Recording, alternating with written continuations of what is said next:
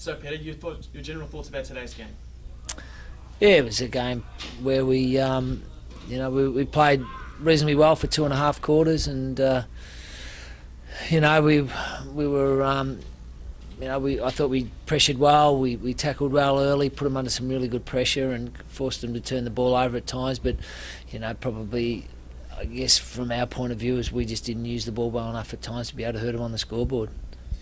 And it certainly was an entertaining first half. You mentioned how well you played. What instructions did you give to those individual players that paid off for that first half run? No, look, it's not any individual instructions. It's probably more to the point that a lot of the things we've done over pre-season, where it was it's just all about our style of play, what's expected of us, the pressure we need to put on, how we position ourselves around the ball and off the ball, and so all those things were pretty much adhered to pretty well. So so from my point of view, it wasn't any individual thing. It was just probably collectively as a team that we were putting a lot of our pre-season focuses into practice.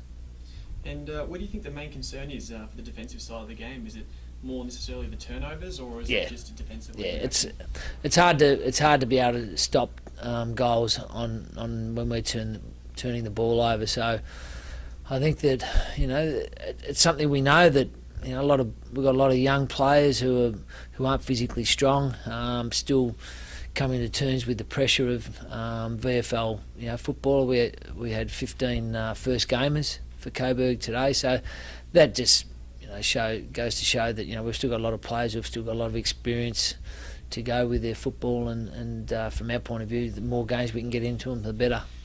Sure. And do you put that inexperience down to the reason why the boys were sort of overrun in the second half, or is it a fitness concern? No, it's not a fitness. I think that any time you turn the ball over, it's certainly on a hot day like today, it's harder to to run defensively than it is offensively. So look, as I say, we'll keep learning if we can maintain possession of the ball. Look, I thought that they were out on their feet as well, but I think that what happens is class comes to the fore. When things start to, when it starts to get tired, and we did let in a lot of red time goals, but again, from my point of view, that's not fitness. That's just mental toughness, your ability to be able to play the quarters right out. On a more positive note, who were some of the shining lights for you today? I thought Johnny Proud was pretty good down back, and then when we threw him into the ruck, he was quite active for those first 10-15 minutes in the last quarter. I thought that he was good. Nathan Thomas, Daniel Venditti, I think that those two certainly won a lot of the ball. I thought Adam Sard down back was really good. So I think that it's hard when you say shining light. I thought that a lot of players showed some positive signs. Blair was really good in the first half, but then he obviously got an injury, slight concussion, so that sort of put him out of the game. So we were left with a couple on the interchange, which actually hurt our rotations as well. Yep. So looking forward in 2 weeks' time, big match against Richmond. What are you looking forward to? Where are you planning to go with the group now?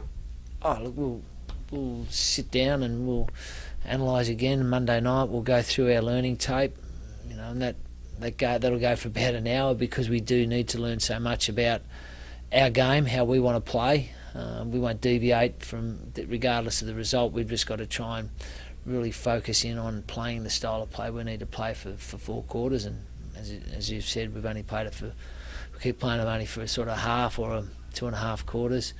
Look, from my point of view, the next game, it doesn't matter who we play. We'll just keep focusing on the same things.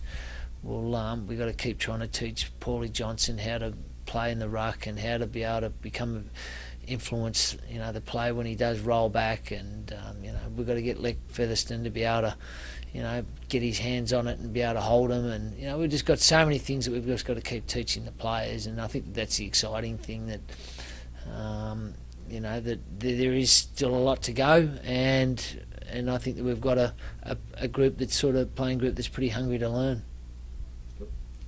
Yep, sweet. Thank you very much.